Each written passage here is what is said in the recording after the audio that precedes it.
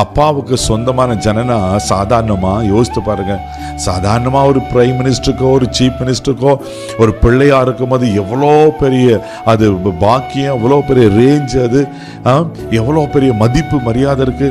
ஒரு உலக பிரகாரமான அதிகாரத்தில் ஒரு பெரிய வெல்த்தி பர்சனுக்கோ ஒரு ஹைலி குவாலிஃபைட் பர்சன், ஒரு பெரிய ஆளுக்கு பிள்ளைகளாக இருக்கும்போது அது எவ்வளோ பயங்கரமாக சொல்லப்படலை. அண்ட சராசனை படைத்த ஹல்லேலூயா வானவருக்கு சிங்காசனமா, பூமி அவருக்கு பாதப்படி, ஆமை அவ்வளோ பெரிய ஆண்டவருக்கு நீங்களான பிள்ளையா இருந்து சொந்த ஜனமா இருக்கிறன்னா இதோட உலகத்துல பாக்கியம் வேற என்னங்க வேணும்? இதை விட உங்களுக்கு வேற என்ன வேணும் சொல்லுங்க.